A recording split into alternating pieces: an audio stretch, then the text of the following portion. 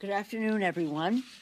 This has been quite a day, but I have to tell you that we began the day, this being Women's History Month, honoring women in history, and one of them is in the present. Billie Jean King came. We all basked in the glow of Billie Jean King as we honored Patsy Mink. This, in the next couple of months, will observe the 50th anniversary of Title IX. And Title IX, you know what that meant for women in education as well as sports activities. That word was very important in the law. Patsy Mink made it happen. Pretty soon we'll have a picture of Patsy Mink and more obvious display in the Capitol. She was the first woman of color to serve in the Congress of the United States. Today we had the Sidwell Friends basketball team, which are the all-out champions, their coach. We had Wendy Mink, the daughter of Patsy Mink. So again, I start with something that we had been looking forward to, that we savored at the time and take great pride in. In fact, when I spoke to President Zelenskyy, I said, Billie Jean King sends you her regards and wants to know how she can help in an event. So here we are with very serious legislation on the floor today, and the legislative process, sausage making that it is, it's working its way. We'll be back on the floor shortly. We'll have a bipartisan omnibus bill, funding bill that includes $13.6 billion in funding for Ukraine, humanitarian, economic, and military defense spending. A separate funding package to continue the battle about coronavirus that we are taking out of the omnibus, and of course that I mentioned, the omnibus bill. And then we have a bill, a sanctions bill, banning the import of Russian oil and energy products, not just oil, into the U.S., and taking other steps to isolate Russia in the world, including a review of their participation in the WTO, the World Trade Organization. The omnibus bill, which I want to commend Rosa DeLauro. She was absolutely masterful in the role that she played representing the House and Democrats in all of this. It has defending democracy in Ukraine, as I mentioned, $13.6 billion, making a difference in American families, including lowering the cost for education with bigger Pell Grants and establishing the president's ARPA-H initiative to defeat cancer. I'm very proud of that. You know DARPA, which was the defense piece of that. Then when we had the majority before, we created something called ARPA-E. It was an energy initiative. This is a health initiative. Then unlocking billions more for federal dollars. In the bipartisan bill, the bipartisan infrastructure bill, there was money allocated, but it could not be spent until we unlocked it in this appropriations bill. And then the bipartisan legislation, this is especially, I'm glad about this, especially at Women's History Month, that we will have reauthorizes the Violence Against Women Act and establishes new cyber, in addition, other bills establishing new cyber protections against Russia.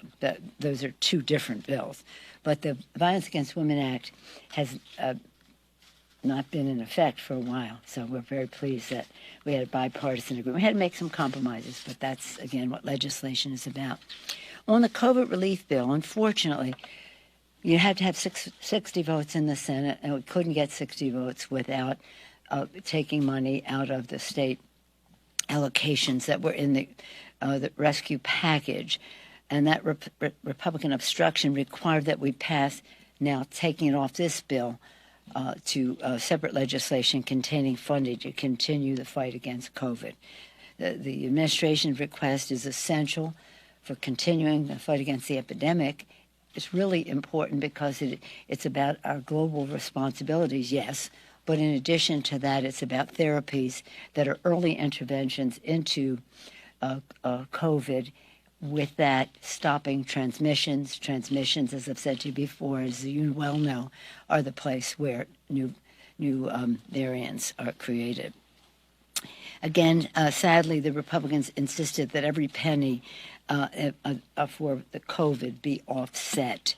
And again, we fought to make sure that they didn't take any of the money out of the pockets of localities, but they did insist that it come out of the states. So in any event, we will have our bill on the floor today as well. Well, depending on how long this all takes, but that is the plan. Rules is about to meet. I don't know if they've gone in. They're about to go in, the Rules Committee. They gave notice that they were going in an hour a while ago. We plan to move as quickly as possible. Okay. I had over 45-minute conversation with President Zelenskyy earlier today. It is really an honor to just be on the call with somebody so courageous, so determined, and so strategic in his thinking about how to protect his country. The assault that Putin has made on Ukraine is an assault on democracy. So the Ukrainians are not only defending their country, they're defending democracy. We talked about a range of issues, including what the crimes against humanity that Putin is committing. About today, the news was that they bombed a maternity hospital, killing babies, children, moms. This is the beast that Putin is. What we would like to do is for the people of Russia to understand that, and of course, he's blanking out a lot of that. So in any event, it takes us to our other bill today, which is the Russian energy ban the import of Russian oil and energy products in the U.S. I mentioned that, cutting off major source of revenue for Putin. This is about jobs and money there. Take steps to review Russia's access to WTO and explore how to further diminish Russia in the global economy. Reauthorize and strengthen the global Magnitsky human rights accountability. You know that bill. That was started as against Russia, particularly for Russia legislation, but then it was globalized so that massive human rights violators, any place, including Ukraine, can have further sanctions imposed upon them. Again, the call with Zelenskyy was for me a great honor, as I said. My colleagues who had spoken with him by phone over the weekend shared that view. We talked about that maternity hospital. We talked about weapons, that Putin is using weapons to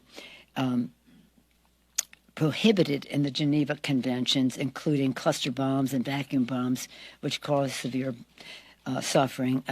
The subject that we talked about also was the nuclear power plants that the Russians have as a target. And that 2 million Ukrainians, and the number will continue to grow, are fleeing their country. We want to be as helpful as possible. One of the things he called upon, of course, he wants planes, he wants anti-missile weaponry, he wants armored cars, he wants a number of tanks, but he also he wants the planes, you know that. But he also said that we're going to need everybody's help in rebuilding Ukraine as soon as we end this war. He was very positive about that. Back home, just on another front, not only as we talk about these things, we talk about lowering cost, increasing paychecks, cleaner government, and what we do, but not all of us, not everybody here shares that priority of lowering costs for families. This week, a GOP senator revived their party's plan to repeal the Affordable Care Act, repeal and end protections for 150 million people.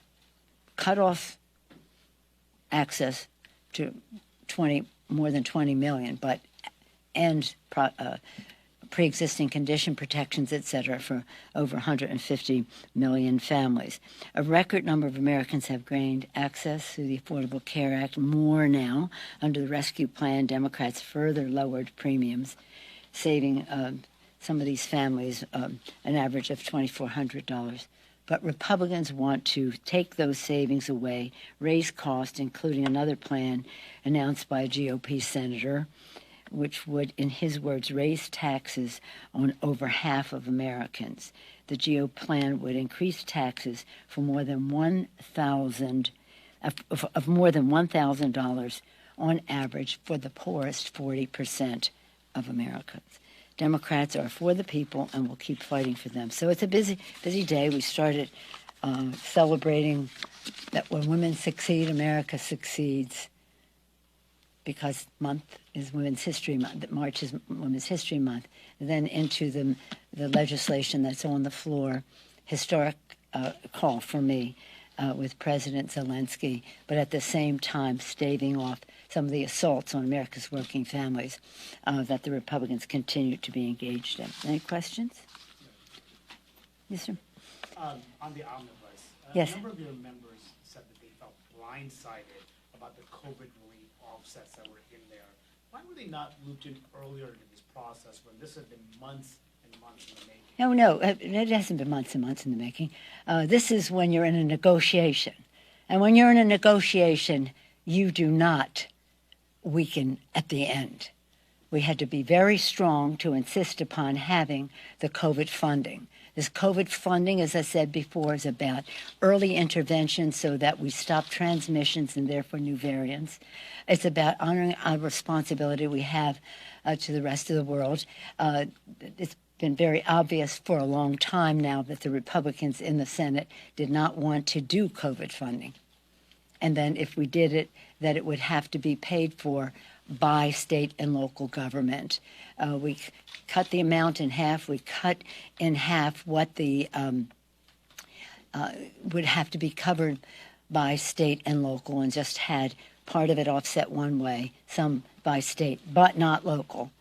States have more asset opportunity to help cover this than local. Local governments have not had the benefit of unemployment going down and so many other things that have given states a little more flexibility in all this. And that's what the senators, Republican senators, insisted upon, and that's what it was.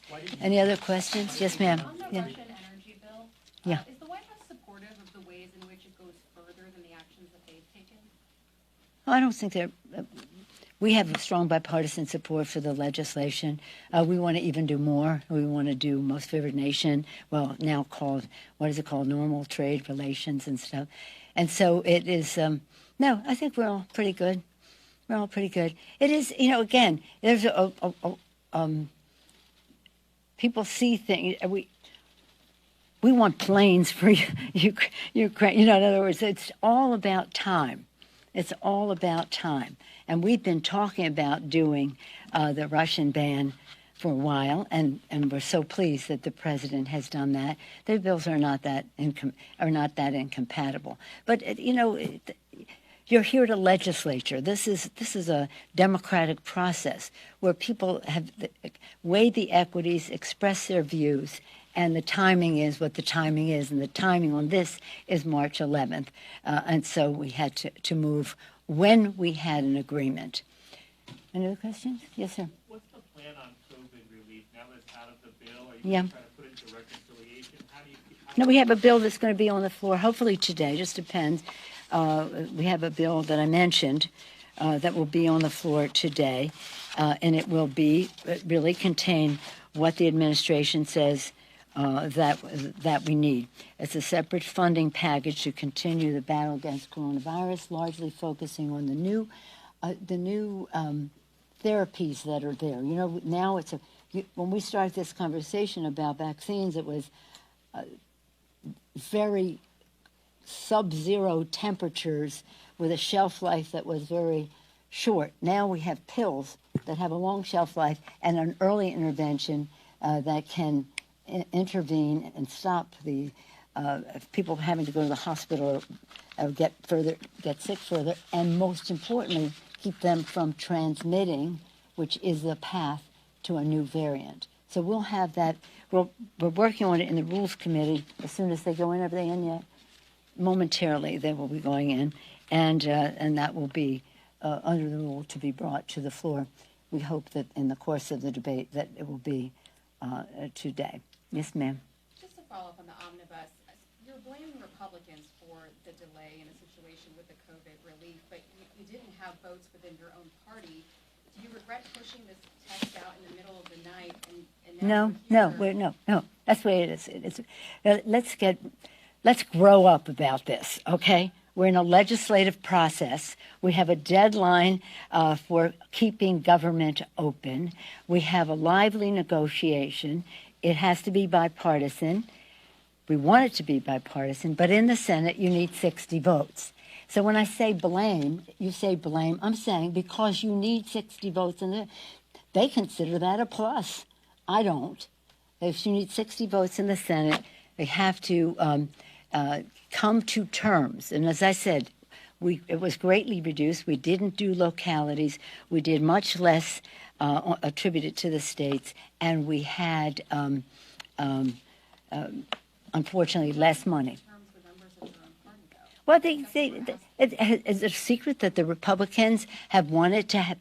Did you not know that Romney had sent around a letter with all the senators signing it that said we have to take the money out of state and local government? This is not it. What may come as news to someone is that when you subtract money, money is subtracted. So I don't even go there because we are in a negotiation. Great things were accomplished. Rosa DeLauro was masterful. Senator Leahy as well. Even working with the Republican leadership, we came up with a bill. It's $1.5 trillion that will be spent this year. And there has never been a bill. Let me just be very clear. There has never been a bill that when it comes forward, and usually, it wasn't the dark of night. It was sometime last night. When it comes forward that somebody, I didn't get what I wanted in the bill. You're telling Noah about the flood. I didn't get what I wanted in the bill. So I say to my members, that's a negotiation, and that's the way it is. And look at what is in the bill and what it does for America's working families, what it does for Ukraine, what it does, that so much needs to be done as opposed to what you don't like about the bill. So we will pass a bill that gets it all done, and we will continue to work on that. But as long as we need 60 votes in the Senate, members are going to have to know there have to be compromises. Jake? Did you agree with their qualms? I mean, people. You know what? I answered that question. You got something else on substance or something? Because That's pretty substantive. Well, it isn't substantive. It's process, and what we're talking about is policy here. We're talking about policy here, and. Maybe if you're just waiting around hearing what's happening, you don't understand that every line in the bill is a negotiation, that we're talking about the defense of our country. And some people don't like that we're spending so much, and how is it spent? We're talking about measuring the strength of our country by health, education, the well-being of our children and our families, the protection of our planet and the rest in terms of the environment. And with this president, this Joe Biden, this president with justice, environmental justice, economic justice, so much has been accomplished that some of the governors are complaining that they're getting some of their money while many of them are enjoying slush funds in all of this. Now, let me just say this. You want to talk process? Who had all of the grief that you all had to hand out from your station especially, or whatever you call it, cable, that I was holding up the checks going to people in September and October. And isn't that a shame because something is better than nothing? Well, I don't go there. I said to President Trump, you do state and local, you do the other things we have to do for America's working families, you have your checks. But I'm not giving you your check for nothing because they fought state and local every step of the way in this new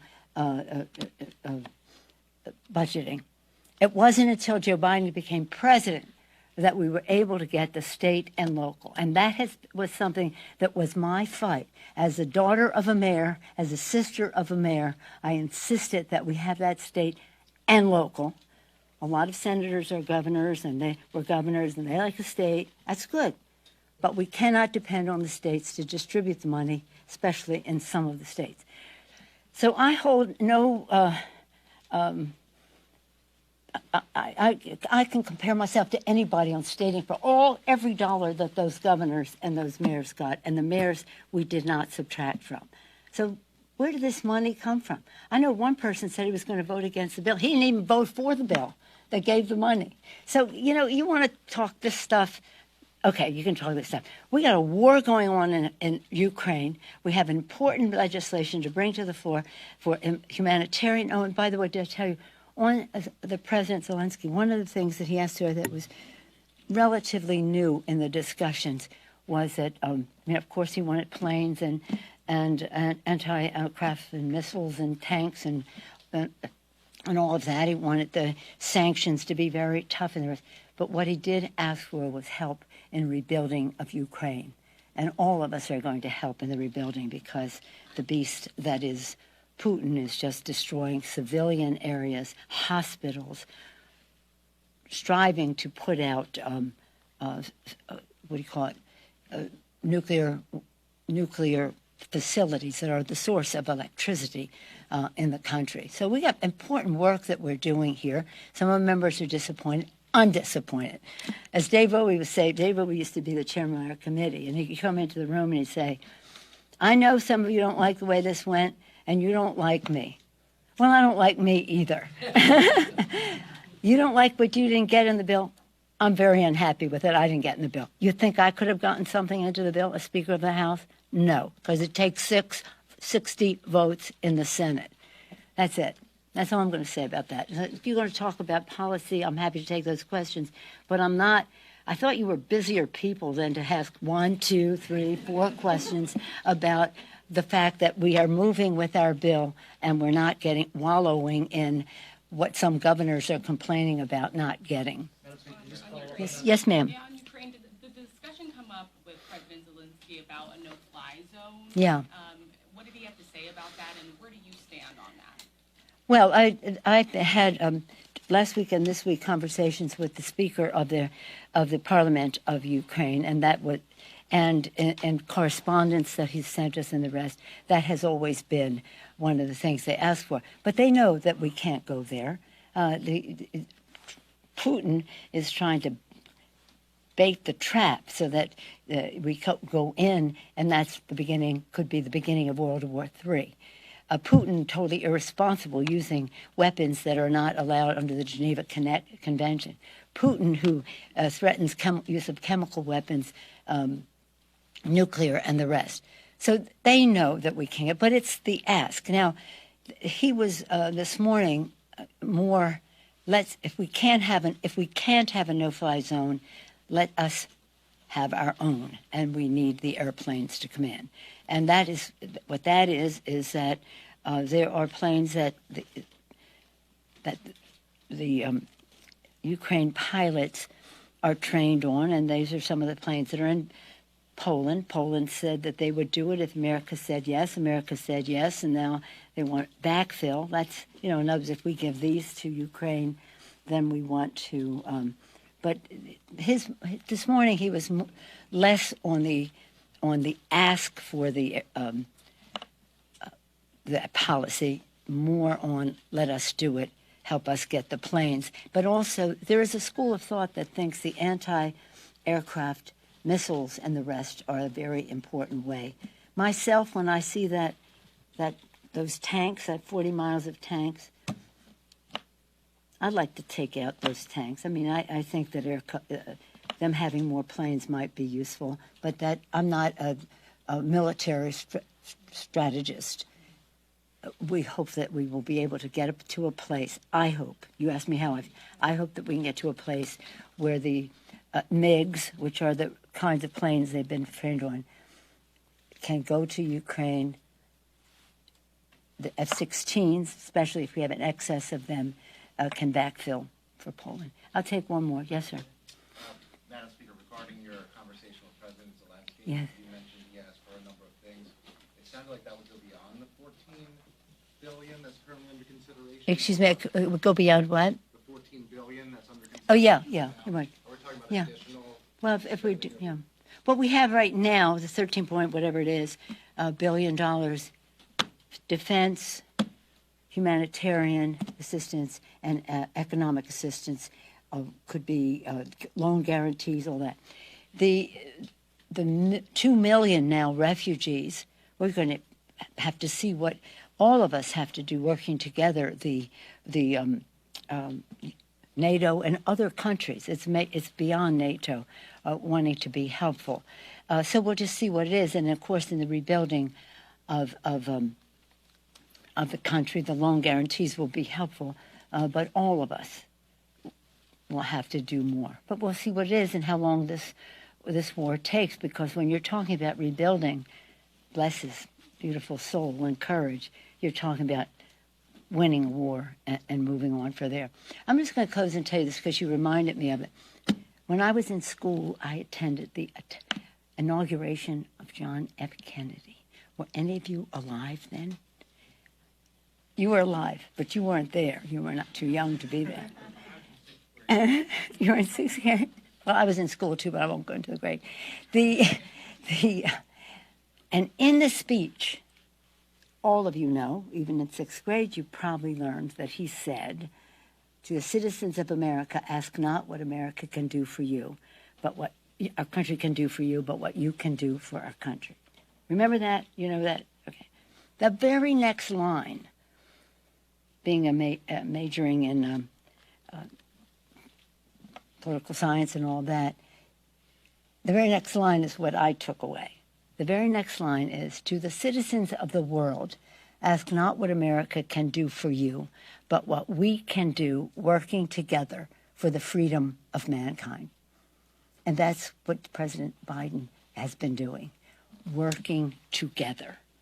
And some of the initiatives that go forward, others take the lead, some, but we are all on the same page. And when we were in Munich for the Munich security conference just a couple weeks ago, a week and a half or so, people were so complimentary. We met with heads of state, heads of this, heads of that, so complimentary of our president and how collaboration, working together, not condescension or anything, collaboration. So I'm very proud of where the president has gotten us on this.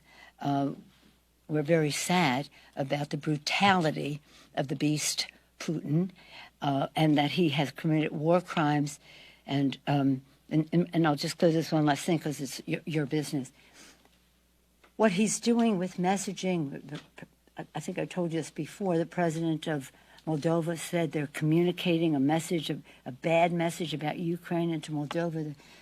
The president of Kosovo saying the Serbians and the Orthodox, with the Russian propaganda. Other countries have told us that the Russians have been very active in trying to paint Ukraine as the villain in all of this. Can you imagine that? Can you imagine that? So again, we are at a very difficult time because democracy is under assault by a person who has no values. We have to use everything at our disposal, whether it's economic sanctions to cripple their economy, whether it is cutting them off in other ways in the economy, whether it's supplying Ukraine with what they need. So forgive me for my impatience when we have all of this at hand and you have 4 questions about shouldn't somebody have told somebody about something sooner because they didn't know about it. Okay? Thank you all very much. I have the greatest respect for each and every one of my members. They're representatives. They represent their districts. That's their job title. That's their job description. But right here, we're in a battle. And what has come out of this legislation, this omnibus for America's working families is something quite remarkable, and it will be bipartisan. And that means it needs 60 votes. In the Senate. Happy Women's History Month to all of you. I'm sorry you didn't see Billie Jean. It was live streamed. It was quite remarkable. And Bobby Scott, who was on the program because he's one of our champions of Title IX, he turned to me when the program was starting. He said, I know we have Billie Jean King here because she was the top tennis player in the world. but she could be here as just being one of the top people in the world. She's so great. She cares so much. Thank you all.